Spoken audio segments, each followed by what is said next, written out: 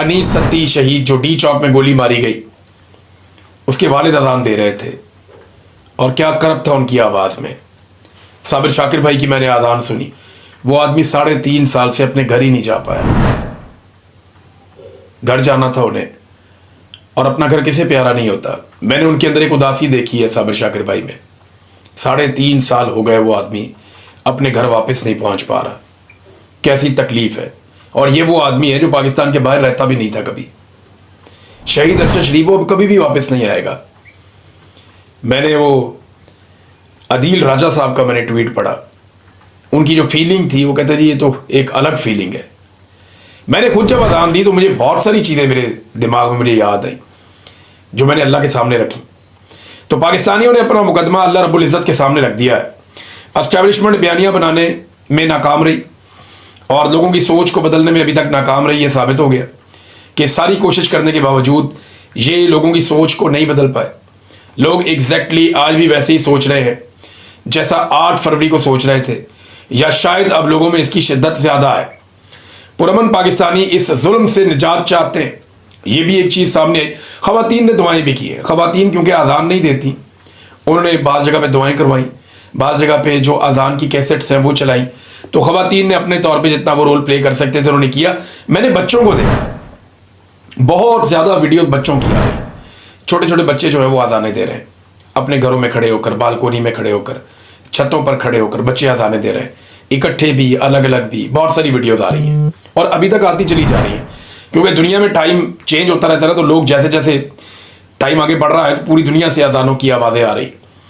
اور اس کے بعد جو ہے وہ علامہ راجہ ناصر عباس صاحب کی ایک بڑی خوبصورت ویڈیو آئی کہ وہ اپنے بہت سارے اسٹوڈنٹس کے ساتھ ایک یونیورسٹی انہوں نے بنائی ہے، اس کی چھت پہ میں نے وہ دیکھی، یونیورسٹی بڑی خوبصورت ہے، اس کی چھت پر کھڑے ہو کر وہ سب کے ساتھ اذان دے رہے ہیں اپنے طلباء کے ہمراہ۔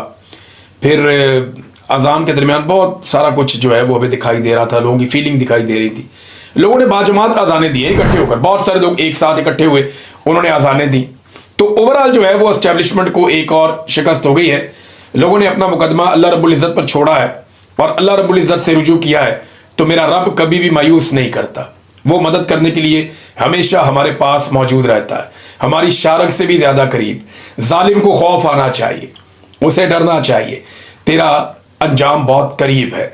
جس نے ظلم کیا نا میرے ملک میں، جس نے جبر کیا، جس نے جبری طور پہ انسانوں کو لاپتہ کیا، جس نے تمام اداروں کو اپنے قبضے میں لیا، جس نے قانون کو اور آئین کو کھلواڑ بنا دیا، جس نے خواتین کی بے حرمتی کی، چادر اور چار دیواری کا تقدس پامال کیا، مڈل کلاس لوگوں کے گھر توڑ دیے، بچوں کے اوپر تشدد کیا، لوگوں کو ذہنی اور جسمانی اذیت میں مبتلا رکھا، اور صرف اپنی طاقت کو بڑھانے کے لیے اور اپنے اقتدار کو طول دینے کے لیے اقتدار اور طاقت کے نشے میں اور اس کی ہوس میں اس نے جو کچھ کیا ہے، آج لوگوں نے وہ مقدمہ اللہ رب العزت کے سامنے رکھ دیا ہے، اور بہت جلدی ظالم کو خبر ہو کہ اس کی پکڑ ہونے والی ہے۔ بہت جلدی اس کی پکڑ ہو جائے گی ظالم کی، اور یہ ساری دنیا ہوتی ہوئی دیکھے گی۔ میرا اپنے رب پہ اتنا بھروسہ ہے نا، اتنا ایمان ہے۔ جب ISI نے مجھے ایک چھوٹے سے سیل میں قید کیا ہوا تھا نا، مجھے لگتا تھا میں چلا جاؤں گا یہاں سے۔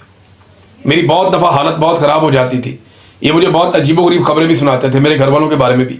تو مجھے ایک دن ایک آدمی وہاں پہ کہتا ہے، نقاب پوش، کہ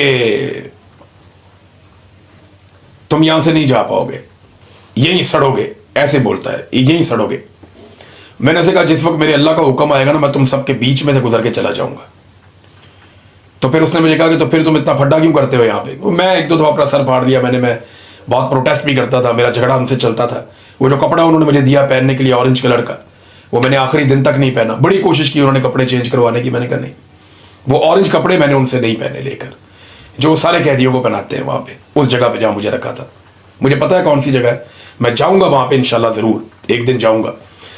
تو وہ جو مجھے اس نے کہا، پھر میں نے کہا جی دیکھیں میں تو اپنا کام کروں گا نا،